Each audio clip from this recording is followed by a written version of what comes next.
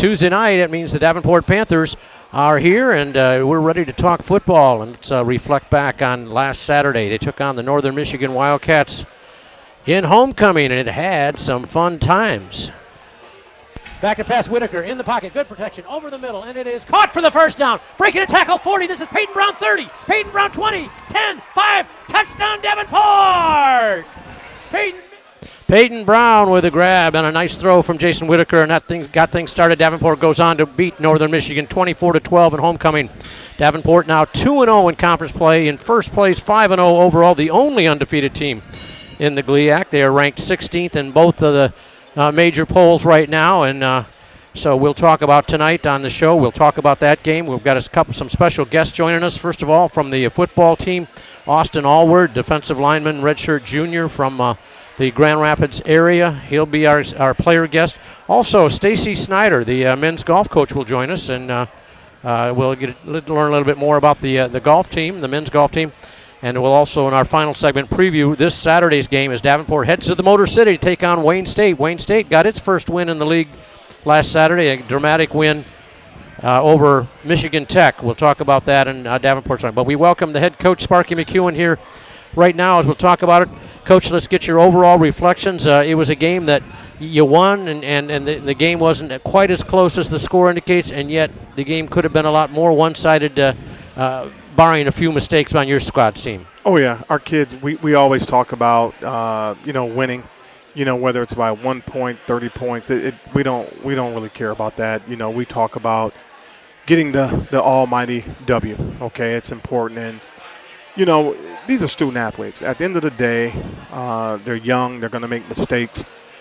And that's one of the things that I think our coaching staff does a great job in keeping our guys grounded and getting them to understand that, just believe in hard work, believe in the fact that staying consistent, believe in the fact that doing things the right way.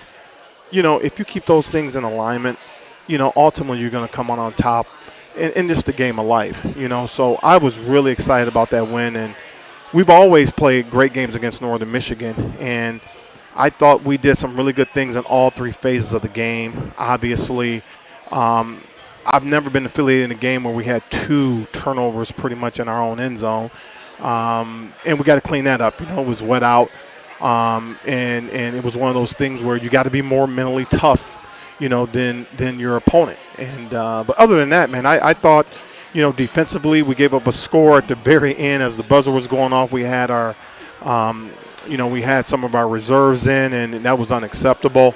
Other than that, defensively, man, we were going on like 9 or 10 quarters without, getting scored on, a touchdown, So that was disappointing at the end, but overall it was a homecoming one that we've continued to win, and it's important for alumni to come back and enjoy that with us and our leadership and our families. Offensively, Myron Harris' 4th straight game over 100 yards plus a touchdown. Khalif the Beef Jenkins 57 yards on the ground and 1. And overall, your rushing game 243 yards to just 52 for the opposition. Coming back this season, we really wanted to improve on rushing the football. Okay, we needed to get Khalif some help. And, Myron, we had a number of guys that, we were vying for, them to come play for us. And that young man is, he's a class act. He's a top-notch kid, young man, and, man, he's one heck of a football player. He does a really good job. And he's a hard worker. He's really a hard worker. And that's probably the most important thing to me is that, he allows his work to do the talking. And so our rushing the football, we needed to be able to do that because we know in a quarterback we got a guy that, that can make all the throws, and we have some receivers, obviously, that can make plays. We're still inconsistent in there. We've got far too many drops right now. But we're still working to become a cohesive unit. Right now we're just not where I need us to be in order for us to make the kind of run we need to make. That quarterback, Jason Whitaker, overcame an early interception again, threw for 214 yards and 2 touchdowns. He also ran the ball for 21 yards, picked up a couple key first downs, but his best run of the day came on an option play. And let's go back and enjoy that again. Let's enjoy it. We're not enjoying it yet. I said, let's enjoy it again. Option right, fake the pitch. Keep it Whitaker. Now he does pitch. Harris got it open. 15, 10, 5. Touchdown Davenport. Myron Harris on a perfectly executed option play from Jason Whitaker. And it was as nice of option play as you could have run. He kept the ball till the last second, pitched it perfectly, and Myron took it home almost untouched. He was untouched. He did. And, he executed that play the way it needed to be executed. And, when he came out of high school, before he was obviously headed to Northwestern University, here was a young man that, showed his skills as an athlete, a big body athlete. He's 6'4", 235 pounds, and he's got great feet. He's got great feet. So not only can he, throw the ball with his arm, but he's able to get valuable yards and keep drives alive with his feet. So glad that we're beginning to do some things that Rick, and I know in our offense. The more that these guys can stay consistent and, number one, take care of the football, because all year we were pretty good with taking care of the football. We only had one turnover leading into that game. They know that's gold. We got to take care of the ball, and we didn't do a really good job there. But if we could take care of the football, we've got enough weapons where, our offense can be, pretty tough on an opponent, So as long as we take care of the football, I think everything else will take care of itself. And you mentioned the defense, just one final snap from extending that shutout of touchdown streak extended. Julius Wilkerson, 10 tackles, 2 TFLs. Alaric Wooten, another big game, 9 tackles on defense. Travis Reese, an interception, the 8th different player for Davenport to get an interception this year. And a pretty nice 35-yard return with it as well. I didn't know Travis had those kind of wheels. He did a good job. The funny thing about that is the day prior, he was telling me that I should see him when he gets his hands on the ball. And I said, okay, well, it could happen. He goes, I promise you I'll score. So if you saw my reaction on the field, it's because he didn't score. And he got down to the 2. He got down to the 2, but he didn't get it in, man. He didn't get it in. But, no, it was a great job by Travis. He does a really good job. He's a good athlete. And heck of a basketball player as well. I have to ask about it. I know it's a tender subject sometimes, but I have to ask about the penalties. Again, 19 penalties, and it many of them kill drives or extended drives for the opposition. Yeah, it's we looked at it on film, and and it's the type of things that down the road, it's going to hurt us. And I told those guys, if this is the way you want your season, to be reflective, of who we are, it's going to get us. It's going to reach up and get us. But, right now they're still young and they're still learning how to play the game the right way. And I'm disappointed. But at the same time, there's another team that's a 2-time defending champions that has, I think, 2 more penalties than us. So, Rick, I can't sit here and tell you that. Again, it's part of the aggressiveness. I understand that. I'd rather sit here and talk to you about this than talk to you about not winning at all. I get that, Coach. But you're right. We'll see. We'll see what happens. So, here's the thing. We've got one more game to get it right with these penalties, because if we continue to have those kind of penalties, we will get beat. It's just the bottom line. All right. Well, we're going to bring in Austin Allward here in just a second. Before we do that, get some thoughts from you on the young man, the redshirt junior. He's been a big part of your program since he came here. He's pretty good, and he's actually getting nice and healthy. He's a young man that he's very athletic. He's a leader. He's been voted as a captain on our team. He's long. He's got the type of body, the type of frame, that coordinators and coaches want to have.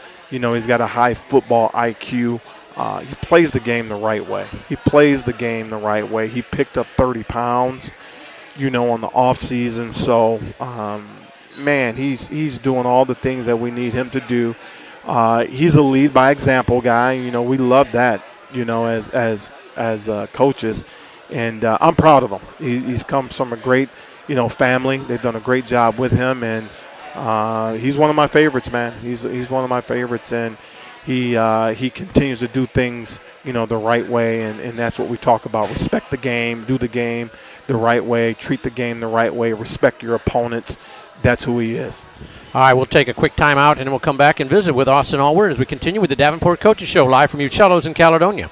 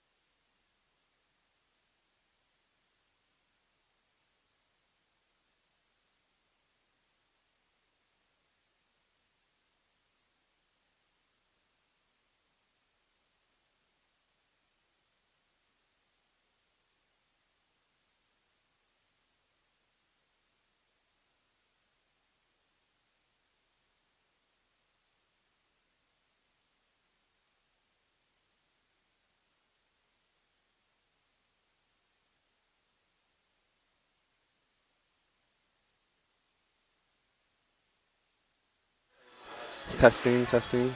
Okay. And we will continue with the Davenport Coaches Show live from Uccello's of Caledonia. Stop on out here whenever you can. They've got incredible food. I don't know if a camera can't pick it up here. We got about 25 different large screen TVs.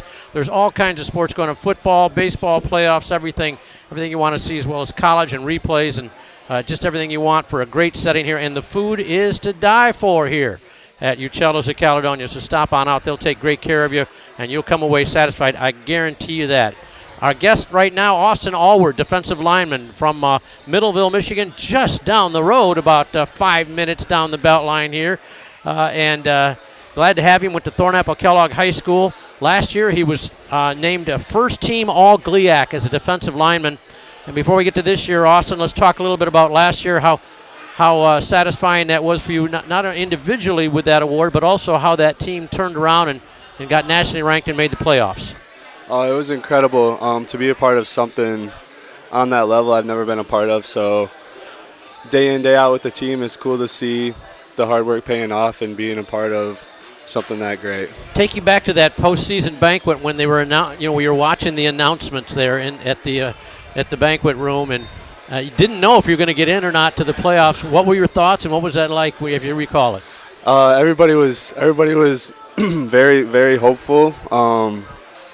Just wondering if we did enough to make that next step, and we did. So when we were able to feel that, it was very, very special, and it was very cool to be a part of that along with the team at that moment.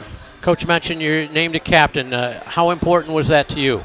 That's huge. That's everything, and it checks out a lot on my bucket list for my life, and it's very cool to see that with hard work, a lot of things can come your way. So you just got to stay persistent and stay active. He also mentioned how much you put in the off season. Tell us specifically what you worked on skill-wise to get better for this year. The biggest thing that was on my mind was probably gaining that little 15 pounds that I needed, and after that got on, it was to the sky after that. So that was my biggest challenge, and overcoming those obstacles and getting to where I wanted to be was ultimately my task, because I know the athleticism is still going to be there, so I just have to prime my body and get it as ready as possible. Coach was saying how Travis Reese was telling him that he's going to get his hands on the ball eventually, and if he does, he's going to score. And he did get his hands on. He got all the way down to 2, didn't score. You're one of the guys I want to see get the hands, because you were a receiver in high school, right? I was. You were a receiver in high school, and now, you don't have a pick yet, or a chance to scoop and score. When is that going to come? I haven't felt that football material on my hands in a while, and I'm definitely due for interception. So I see it in my future, and I'm manifesting it right now that's coming.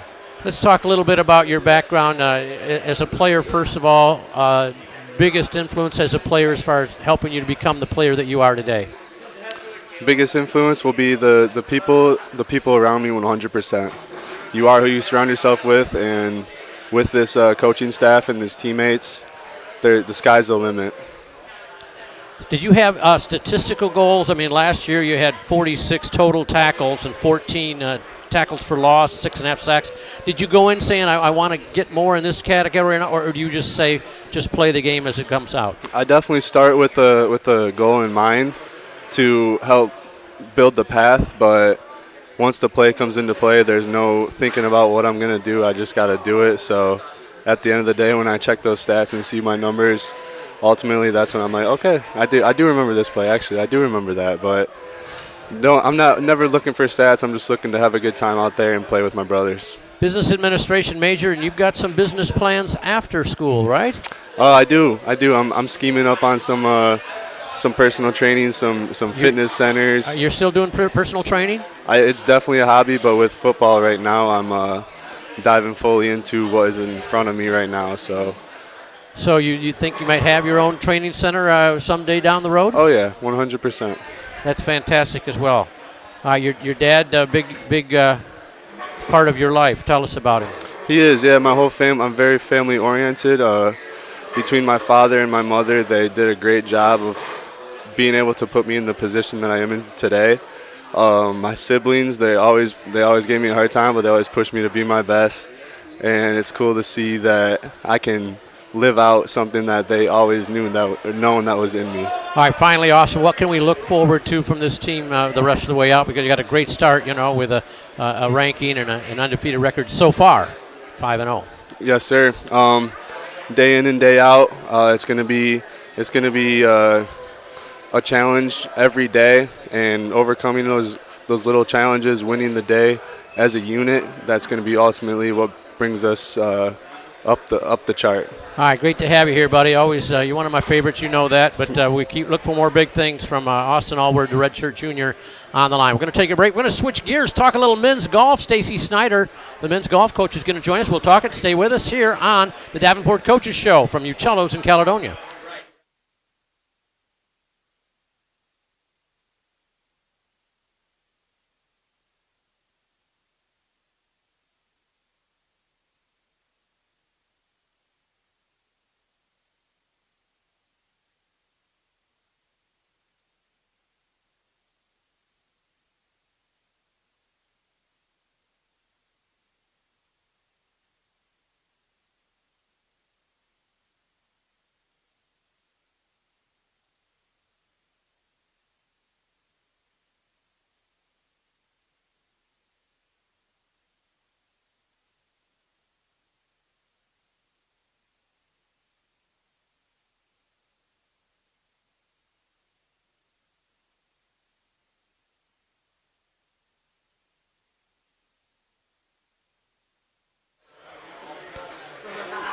The Davenport Coaches Show rolls on from Uccello's of Caledonia. Another special guest joins us right now. We're switching gears, talking men's golf as Stacy Snider joins us. Became the head coach in November 2022 of this golf team. And let's talk a little bit about your introduction, Stacy, to Davenport and what drew you to come coach the Panthers. Yeah, sure. I moved back to Grand Rapids after coaching kind of all over the country and moved back closer. You were at Western and. Yep, I was at Western Michigan as the head coach, and I was at most recently I was at Ohio State as the assistant coach. Prior to that, I was in Louisiana at ULM down there. So I relocated back to Grand Rapids to be closer to my family and back to my hometown. So when this position opened up as far as the men's coach, I thought, well, I can coach the guys. So I've been doing it long enough, and it was a great opportunity, and it's been a lot of fun getting to know the guys and their games. Well, after a fine career as a player at Michigan State, you went on the LPGA tour for a few years. Tell us about that. What was that experience like, and how did that shape you as a coach? Yeah, sure. One of the guys asked me the other day at practice, asked for a couple stories, and I told him it was so long ago I don't remember, but I think a lot of things that I learned on tour was just how to play and how to compete. It's not always about the swing mechanics and the technical side of golf. It's learning how to travel, learning how to manage your time, learning how to rest and recover, and just all those things that kind of go with playing golf in a tournament over 3-4 days and then traveling to the next event. So it's not always on the technical side. Stacy Snider, our guest here, the men's golf coach here. Stacy, you've been a professional golf instructor also at golf clubs. Compare that, being a pro at a club, to coaching. Sure, yeah, there's a big difference. There's a big difference between the swing coach a little bit. I talked about it, about the technical side. With a coach, you're all-encompassing, right? You're booking the hotels, you're setting up the tournament schedule, you're practice planning, you're doing almost everything except for teaching the golf swing, because a lot of these guys already have swing coaches when they come see me or when they come to the program. So I'm an extra pair of eyes for their swing coaches. Obviously, our assistant Chris is a PGA member, and we can work on the mechanics and develop players, but there's a lot more to it going in, from the coaching side, is motivating the players and obviously recruiting them to Davenport is a big piece too. Does it happen very often, if at all, where something that you think contradicts what the swing coach is telling him, and how do you deal with that? Yeah, sure. What I try to do is just keep it as simple as possible. Golf is 90% mental, and you have a lot of thoughts going on in your head. So if I need to talk to a swing coach and so we can get on the same page, and I'll call him on the phone or whatnot, we'll have a conversation and get on the same page. So we're speaking the same language to them, so we can keep it simple. All right. One of the things that's kind of different as a coach, as a college coach, is you have two different seasons. You have a fall season, you have a spring season. What happens in between? A whole lot of working out, lifting, recovering, catching up on school. We travel. We're gone for 3-4 days at a time, unlike, football, where in basketball they might be gone for a day. So we miss a lot of school. So that's a good time in December for them to catch up with school and their studies and actually have a life. Enjoy being a student in college as well. So. Well, you had a nice win last week. You took first place in the Flyer Invitational in Illinois, and I want to ask you a little bit about a couple of the players that played well for you in that. First of all, your ace, Brandon Bodis, he won the event by 3 strokes. He did, yeah. He played great. Brandon came back for his 6th year this year, and we're really happy about that. He's been chasing that win. He finally got it this year, this past week, so I'm really proud of him and the work that he's done off the golf course. I think, he's made a few changes in maybe his approach to each round. So he played great, and it's well-deserved, and hopefully we can keep him on that track for the rest of the fall. Noah Bridgman and Aiden Deng also played well for you in that tournament. Yeah, they took both tied for 5th. So, Noah is a great, solid player. He's just unrattled. Nothing really gets to him, so he's very steady. Aiden's more of a powerful player that can make a lot of birdies and hits it pretty far. So, and Aiden's pretty young and just as a sophomore, so he's still learning how to manage his game. But, they both played great. And as for, my other two, Caden Kwan and Foster Faber, they also played really well. And we're just excited to be hosting this weekend. Yeah, you're going to host this week the Panther Invitational in Augusta, Michigan.